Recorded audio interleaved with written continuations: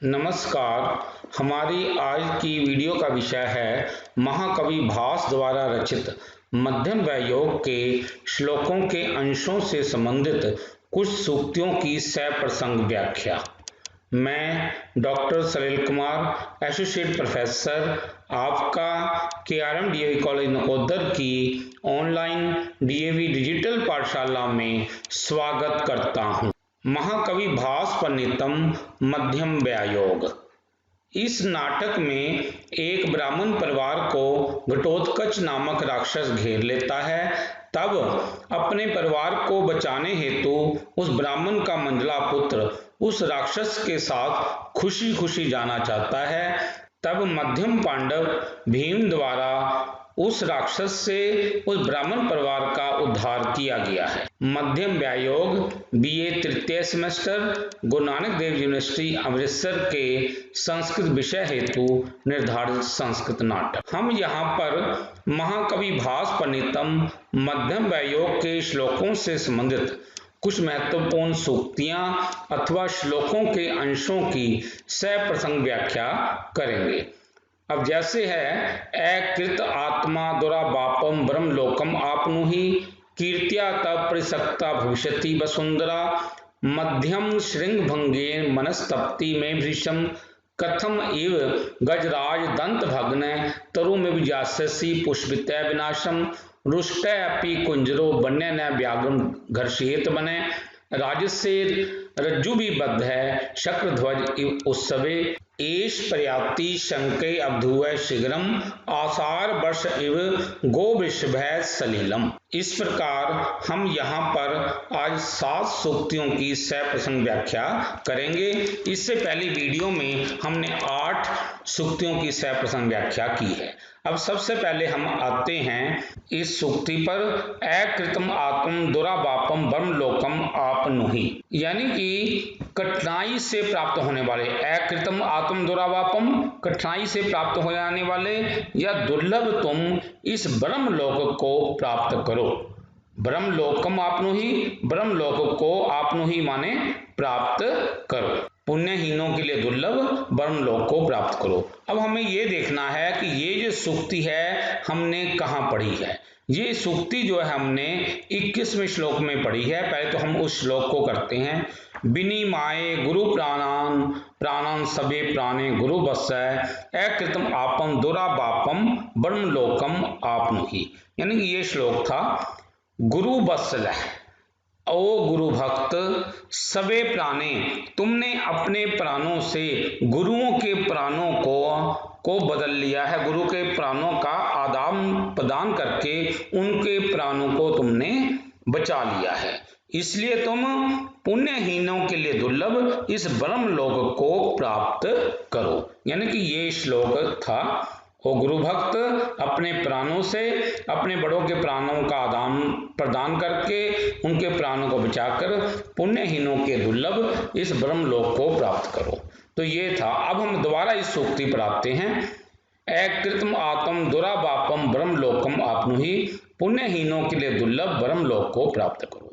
तो अब हम ये देखेंगे इसका प्रसंग और फिर इसकी व्याख्या। प्रसंग है, प्रस्तुत सूक्ति महाकवि भास द्वारा लिखित नाटक मध्यम व्यायोग में से ली गई है। श्लोक से संबंधित यह सूक्ति ब्राह्मण के द्वारा अपने मध्यम पुत्र को कहे गए श्लोक का अंश है। व्याख्या है, हिडंबा नामक राक्षसी ने अपने व्रत की पालना के लिए अपने पुत्र घटोत्कच को किसी पुरुष को लाने के लिए कहा था। अतः माता की इच्छा पूर्ति हेतु घटोत्कच जंगल में किसी पुरुष की तलाश करने लगा। इसी दौरान केशव दास नामक ब्राह्मण अपने तीनों पुत्रों और अपनी पत्नी समेत जंगल के रास्ते से जा रहा था, तो घटोत्कच उन्हें घेर लेता है और उसे कहता है कि यदि आप अपने परिवार को सकुशल देखना चाहते हो तो मेरे लिए अपना कोई एक पुत्र छोड़कर यहाँ से भाग जाओ। तब ब्राह्मण और ब्राह्मणी अपना शरीर राक्षस रूपी अग्नि में भेंट करना चाहते हैं, किंतु घटोत्कच को ब्राह्मण का बूढ़ा शरीर और ब्राह्मणी का स्त्री शरीर स्वीकार नहीं है। तब ब्राह्मण का बड़ा बेटा, मध्यम और छोटा पुत्र अपने परिवार को बचाने हेतु अपने आप को राक्षस रूपी अग्नि में भेंट करना चाहते हैं, किंतु ब्राह्मण अपने बड़े बेटे और ब्राह्मणी अपने छोटे बेटे को उस राक्षस को सौंपना नहीं चाहते। तब मध्यम मंजला पुत्र अपने आप को राक्षस को सौंपते हुए बहुत गौरवान्वित महसूस करता है। उसे अपने शरीर की अपेक्षा अपने परिजनों, माता पिता और भाइयों के शरीर की चिंता है। तब अपने मध्यम पुत्र को आशीर्वाद देते हुए ब्राह्मण कहता है, ओ गुरु भक्त, अपने प्राणों से अपने बड़ों के प्राणों का आदान प्रदान करके अर्थात उनके प्राणों को बचाकर तुम पुण्यहीनों के लिए दुर्लभ इस ब्रह्मलोक को प्राप्त करो। वास्तव में मध्यम पुत्र गुरु भक्त है, क्योंकि उसने अपने माता पिता और बड़े भाई के प्राणों की रक्षा की है, अर्थात उसने अपने शरीर का राक्षस रूपी अग्नि में अर्पण करके अपने परिवार को बचा लिया है। उसने बहुत ही पुण्य का कार्य किया है, सारे परिवार का संकट मोचन बना है, इसलिए उसे मृत्यु के पश्चात निश्चय रूप से ही ब्रह्मलोक ही प्राप्त होगा, इसमें कोई शक नहीं। अब हम आते हैं अगली सूक्ति पर। कीर्त्या तपरिसक्ता भविष्यति वसुंधरा, तुम्हारी कीर्ति से ये सारी धरती ही व्याप्त हो जाएगी। कीर्त्या तपरिसक्ता भविष्यति वसुंधरा, तुम्हारी कीर्ति से ये जो है ये सारी धरती व्याप्त हो जाएगी। तब कीर्त्या तेरे यश से वसुंधरा सारी पृथ्वी परिसक्ता भविष्यति युक्त अथवा व्याप्त हो जाएगी। सारी पृथ्वी तेरे यश से व्याप्त हो जाएगी। अब ये जो सूक्ति है हमने पढ़ी है इस किताब के 22वें श्लोक, 22वें श्लोक पर आते हैं। परिसक्त गाढ़म माम परिसक्त शुभे गुणई कीर्त्या तम परिसक्ता भविष्यति वसुंधरा। शुभे गुणई, अपने शुभ गुणों से तुम मेरा जो है दृढ़ आलिंगन करो, अर्थात मेरे गले से लग जाओ। तुम्हारी कीर्ति से ये सारी धरती जो है वो व्याप्त हो जाएगी। तो ये श्लोक था। तो अब हमने इस सूक्ति पर दोबारा आते हैं। कीर्त्या तम परिसक्ता भविष्यति वसुंधरा, सारी पृथ्वी तेरे यश से व्याप्त हो जाएगी। अब हम करेंगे इसका प्रसंग सहित व्याख्या। प्रस्तुत सूक्ति महाकवि भास द्वारा लिखित नाटक मध्यम योग में से ली गई है। श्लोक से संबंधित यह सूक्ति ब्राह्मण के बड़े पुत्र के द्वारा अपने भाई मध्यम को कहे गए श्लोक का अंश है। हिडम्बा नामक राक्षस व्याख्या है। हिडम्बा नामक राक्षसी ने अपने व्रत की पालना के लिए अपने पुत्र घटोत्कच को किसी पुरुष को लाने के लिए कहा था। अतः माता की इच्छा पूर्ति हेतु घटोत्कच जंगल में किसी पुरुष की तलाश करने लगा। इसी दौरान केशव दास नामक ब्राह्मण अपने तीनों पुत्रों और पत्नी समेत जंगल के रास्ते से जा रहा था, तो घटोत्कच उन्हें घेर लेता है और उसे कहता है कि यदि आप अपने परिवार को सकुशल देखना चाहते हो तो मेरे लिए अपना कोई एक पुत्र छोड़कर यहाँ से भाग जाओ। तब ब्राह्मण और ब्राह्मणी अपना शरीर राक्षस रूपी अग्नि में भेंट करना चाहते हैं, किंतु घटोत्कच को ब्राह्मण का बूढ़ा शरीर और ब्राह्मणी का स्त्री शरीर स्वीकार नहीं है। तब ब्राह्मण का बड़ा, मध्यम और छोटा पुत्र अपने परिवार को बचाने हेतु अपने आप को राक्षस रूपी अग्नि में भेंट करना चाहते हैं, किंतु ब्राह्मण बड़े बेटे और ब्राह्मणी अपने छोटे बेटे को उस राक्षस को सौंपना नहीं चाहते। तब मध्यम अर्थात मंजला पुत्र खुशी खुशी अपना शरीर राक्षस रूपी अग्नि में अर्पण करना चाहता है। तब उसका बड़ा भाई अपने मन से उसे आशीर्वाद देता हुआ कहता है कि शुभ गुणों से युक्त तुम मेरा दृढ़ आलिंगन करो, सारी पृथ्वी तेरे यश से व्याप्त हो जाए। सारी पृथ्वी तेरे यश से व्याप्त हो जाएगी, अर्थात तुम वास्तव में ही शुभ गुणों से युक्त हो। तुम अभी मेरे गले लग जाओ और मेरा दृढ़ आलिंगन करो। तुम अपना शरीर राक्षस रूपी अग्नि में अर्पण करने जा रहे हो। तुम सारे परिवार के संकट मोचन बने हो, सारे परिवार को तुमने बचा लिया है, इसलिए आज के बाद यह धरती तुम्हारे यश से व्याप्त हो जाएगी। अब हम आते हैं अगली सूक्ति पर। मध्यम श्रृंभंगे मनस्तप्ति में भृशम, मध्य चोटी के टूट जाने से, मध्यम चोटी के टूट जाने से मेरा मन बहुत पीड़ित हो रहा है। मध्यम श्रृंभंगेन, बीच की चोटी टूट जाने से, मन तप्ति में भृशम, मेरा मन बहुत पीड़ित हो रहा है। बीच की चोटी टूट जाने से मेरा मन बहुत पीड़ित हो रहा है। तो ये जो सूक्ति है, अब हमने ये देखना कि ये हमने कहाँ पढ़ी है। तो ये जो है इस नाटक का ये 23वें श्लोक की ये सूक्ति है। तो हम 23वें श्लोक पर आते हैं। यह त्रिशृंगो मम तवासीत मनोज्ञो वंश पर्वतः स मध्यम श्रृंग भंगेन मनस्तप्ति में भृशम। यह त्रिशृंगो मम मतलब 3 चोटियों से युक्त, त्रिशृंगो 3 चोटियों से युक्त मेरा वंश तो बहुत ही सुंदर पर्वत के समान था। मेरा वंश तो बहुत ही सुंदर पर्वत के समान था, जो कि मध्यम श्रृंग बीच की चोटी टूट जाने के कारण मेरा मन जो है वो बहुत तड़प रहा है, बहुत पीड़ित हो रहा है। 3 चोटियों से युक्त मेरा वंश तो बहुत ही सुंदर पर्वत के समान था, जो बीच की चोटी टूट जाने से मेरा मन बहुत पीड़ित हो रहा है। एक बार अब हम सूक्ति पर अब हम आते हैं। मध्यम श्रृंभंगे मनस्तप्ति में वृषम, बीच की चोटी टूट जाने से मेरा मन बहुत पीड़ित हो रहा है। अब हम आते हैं इसकी प्रसंग सहित व्याख्या। प्रस्तुत उक्ति महाकवि भास द्वारा लिखित नाटक मध्यम व्यायोग में से ली गई है। श्लोक से संबंधित यह उक्ति केशव दास नामक ब्राह्मण के द्वारा अपने मन में बोले गए श्लोक का अंश है। व्याख्या है। हिडंबा नामक राक्षसी ने अपने व्रत की पालना के लिए अपने पुत्र घटोत्कच को किसी पुरुष को लाने के लिए कहा था। अतः माता की इच्छा पूर्ति हेतु घटोत्कच जंगल में किसी पुरुष की तलाश करने लगा। इसी दौरान केशव दास नामक ब्राह्मण अपने 3 पुत्रों और अपनी पत्नी समेत जंगल के रास्ते से जा रहा था। तो घटोत्कच उन्हें घेर लेता है और उसे कहता है कि यदि आप अपने परिवार को सकुशल देखना चाहते हो तो मेरे लिए अपना कोई पुत्र छोड़कर यहाँ से भाग जाओ। तब ब्राह्मणी अपना शरीर राक्षस रूपी अग्नि में भेंट करना चाहते थे, किंतु घटोत्कच ने ब्राह्मण का बूढ़ा शरीर और ब्राह्मणी का स्त्री शरीर स्वीकार नहीं किया।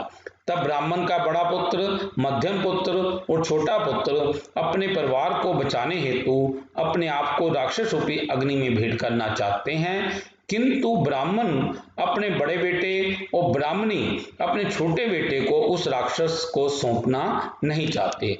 तब मध्यम अर्थात मंजला पुत्र खुशी खुशी अपना शरीर राक्षस रूपी अग्नि में अर्पण करता हुआ उस राक्षस के साथ चल पड़ता है।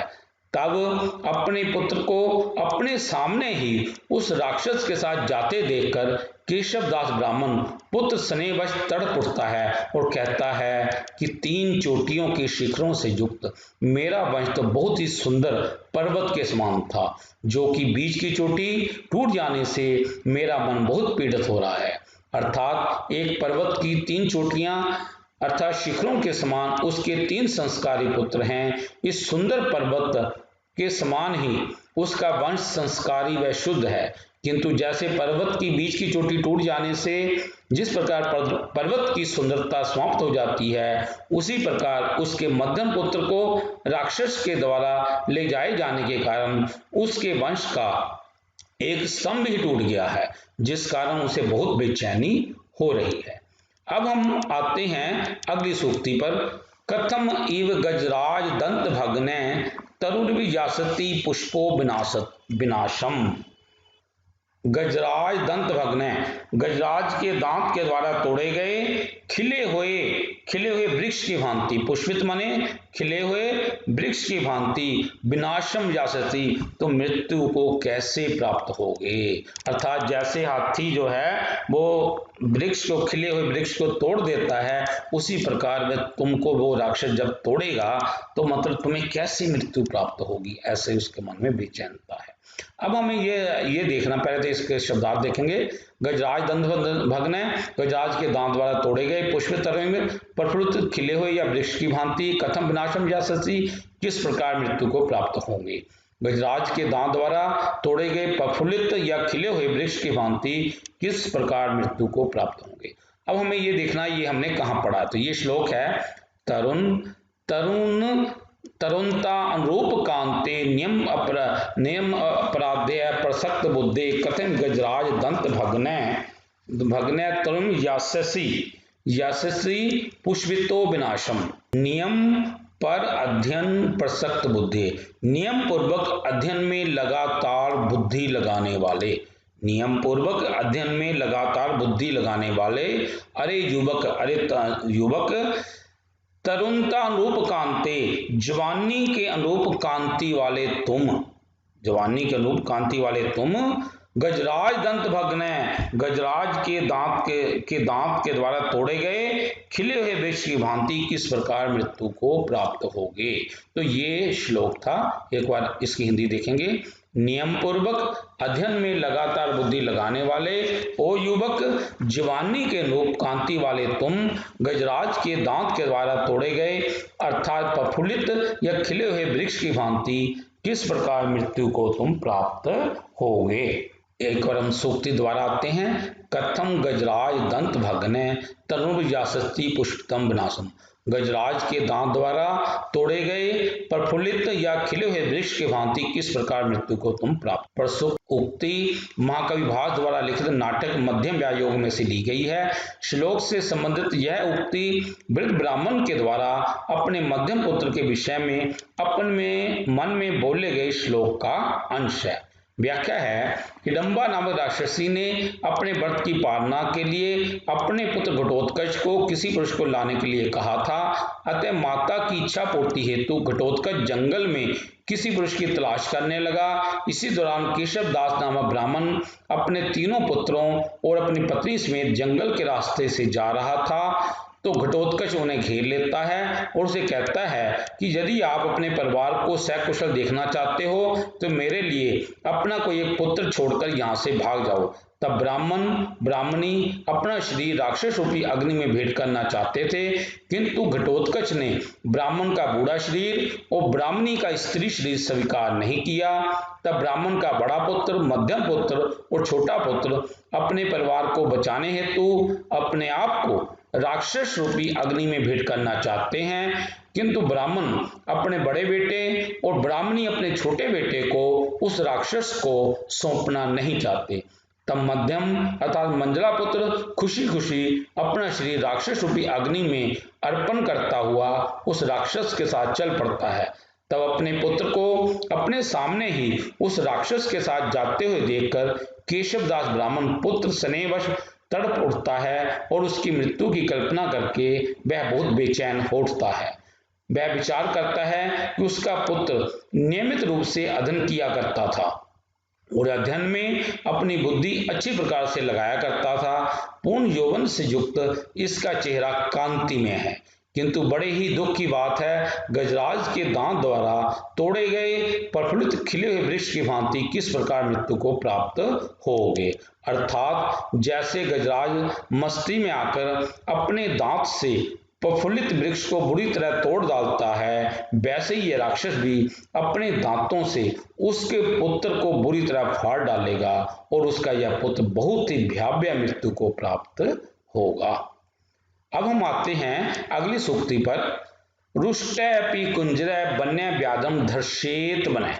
रुष्टयपि अर्थात क्रुद्ध होने पर भी वन्य व्याघ्र जो जंगली हाथी, वन्य जो जंगली हाथी, कुंजरा मीन जंगली हाथी, जंगली हाथी जो है वन में व्याघ्र घर्षेत वनः, बाघ को कुचल नहीं सकता। क्रुद्ध होने पर भी जो जंगली हाथी जो होता है वो बाघ को कुचल नहीं सकता।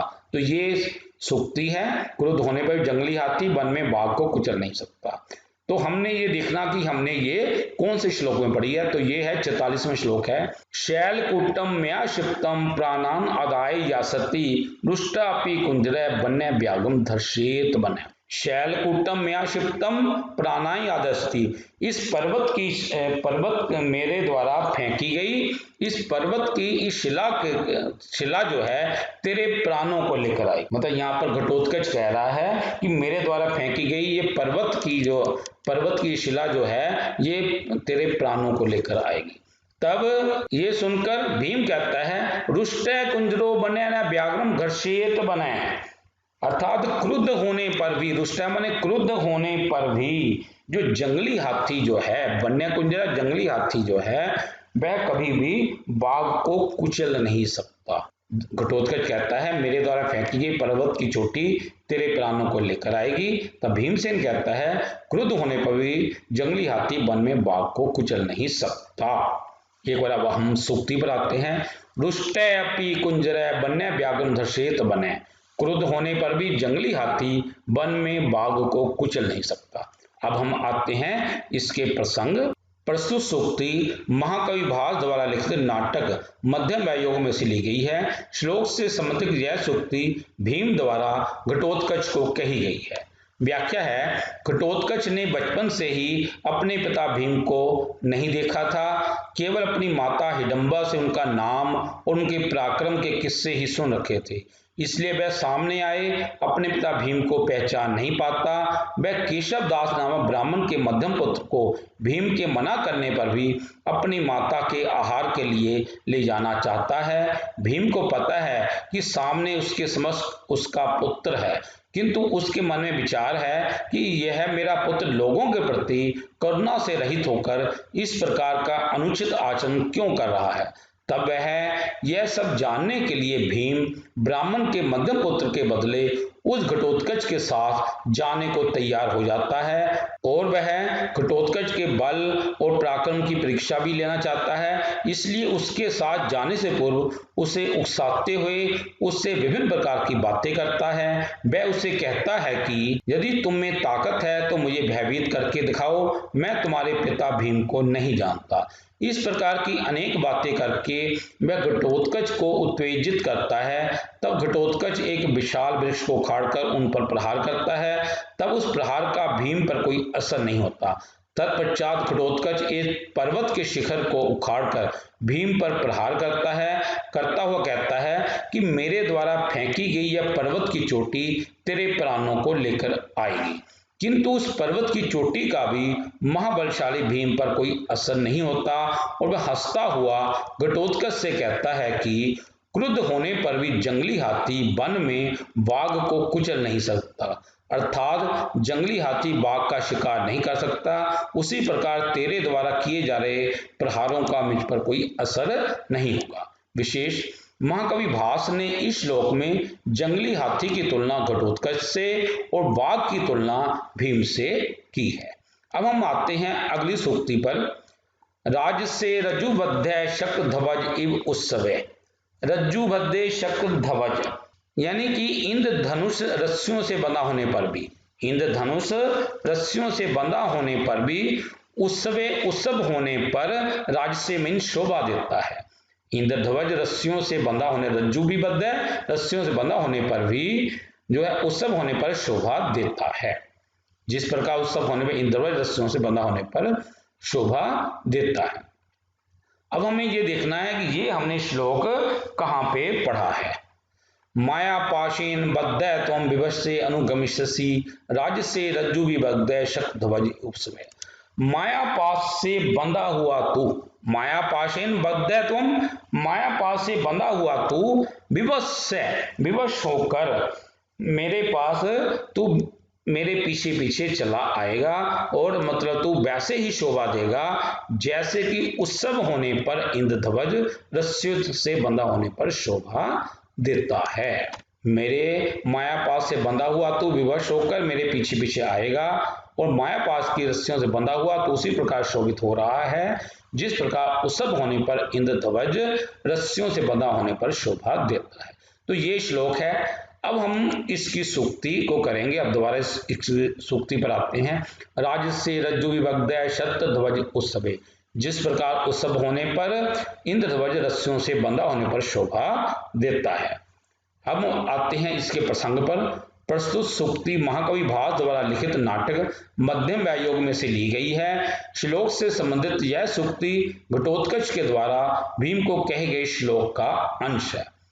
व्याख्या, भीम को जब पता चलता है कि घटोत्कच हिडंबा नामक राक्षसी का पुत्र है तो उसे प्रसन्नता तो होती है, किंतु वह घटोत्कच को अपना परिचय नहीं देता। तब उसके मन में विचार उठता है कि उसका पुत्र घटोत्कच लोगों के प्रति करुणा से रहित होकर ब्राह्मण परिवार के प्रति अनुचित आचरण क्यों कर रहा है। अतः ये सब जानने के लिए और ब्राह्मण के मध्यम पुत्र के बदले उस घटोत्कच के साथ जाने के लिए भीम तैयार हो जाता है। किंतु वह घटोत्कच के साथ जाने से पूर्व अनेक प्रकार की बातें करके वह घटोत्कच को युद्ध के लिए उत्तेजित करते हुए उसके बल और पराक्रम की परीक्षा भी लेना चाहता है। तब घटोत्कच एक विशाल वृक्ष को उखाड़कर और एक पर्वत के शिखर को उखाड़कर भीम पर प्रहार करता है। तब उन प्रहारों का भीम पर कोई असर नहीं होता। इसके बाद घटोत्कच भीम को मल्ल युद्ध के लिए ललकारता है और दोनों में मल्ल युद्ध प्रारंभ हो जाता है।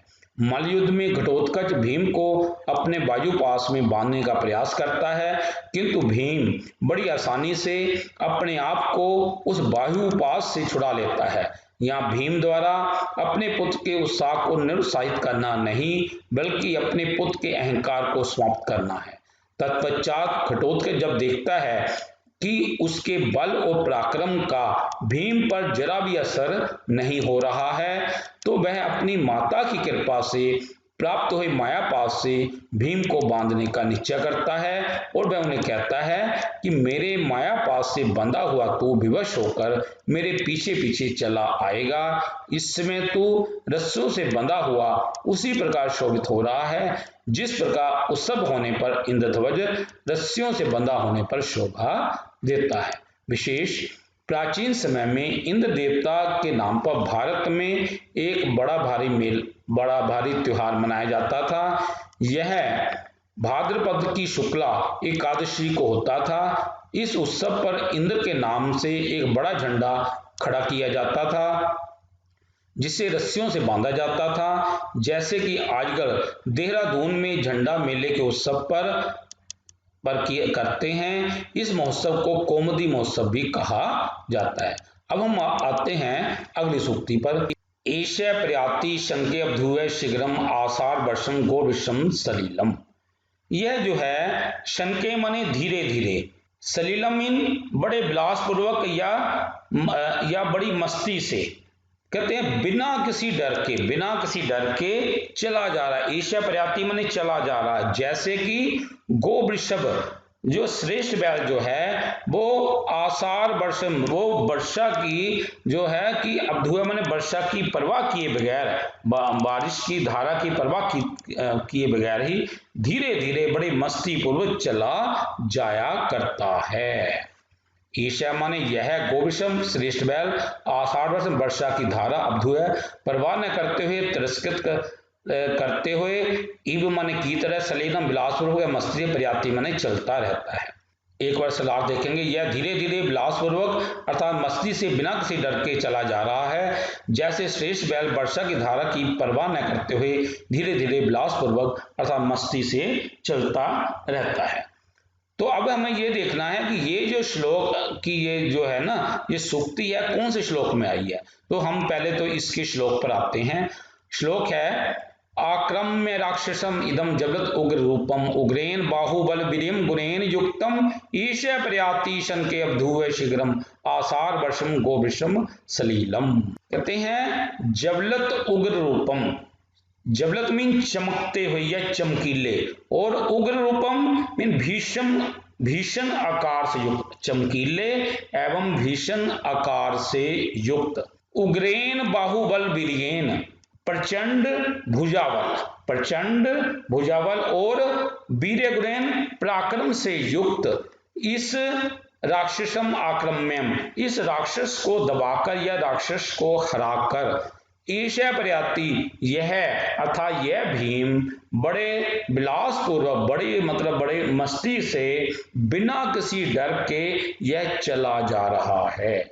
जैसे श्रेष्ठ बैल वर्षा की धारा की परवाह न करते हुए धीरे धीरे यह बड़े विलासपूर्वक मस्ती से चलता रहता है। चमकीले एवं भीषण आकार से युक्त, प्रचंड भुजाबल और पराक्रम से युक्त इस राक्षस को जल्दी दबाकर अर्थात हराकर यह भीम धीरे धीरे विलासपूर्वक अर्थात मस्ती से बिना किसी डर के चला जा रहा है। जैसे श्रेष्ठ बैल वर्षा की धारा की परवाह न करते हुए धीरे धीरे विलासपूर्वक अर्थात मस्ती से चलता रहता है।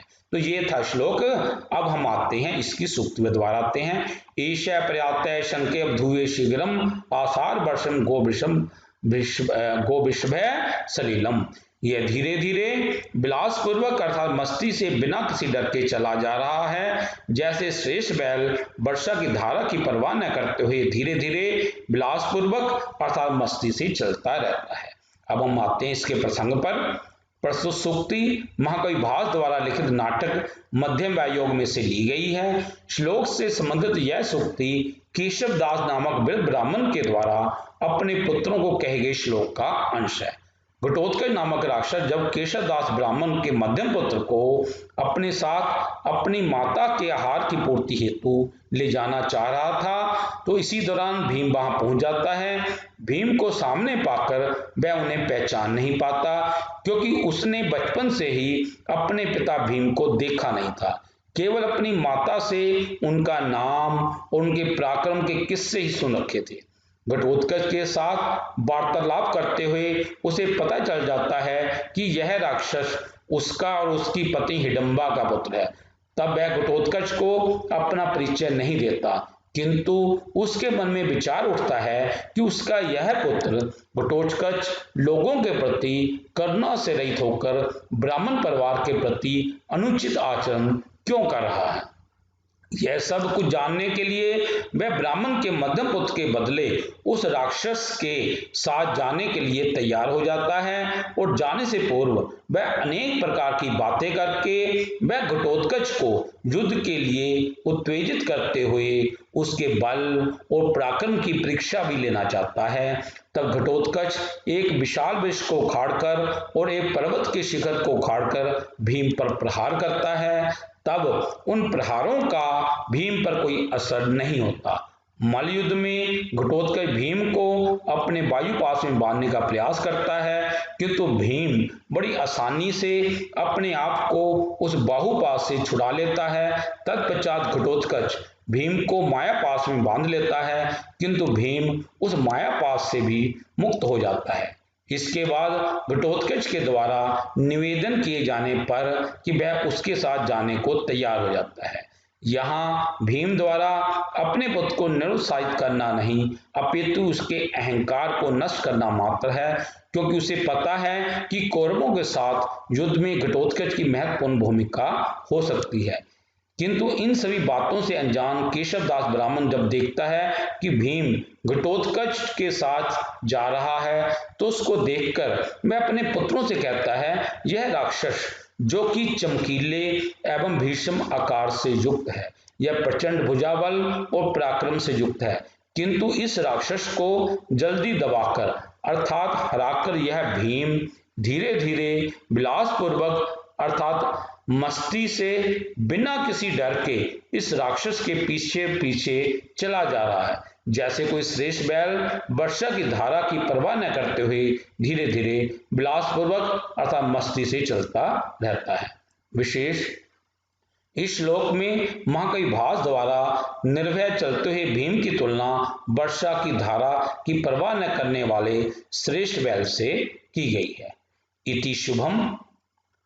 प्रिय साथियों, यदि आपको ये वीडियो पसंद आया हो तो कृपया लाइक, कमेंट और शेयर अवश्य करें। यदि आपका कोई सुझाव हो तो कृपया हमारे व्हाट्सएप नंबर 9417347739 पर सुझाव लिखिए।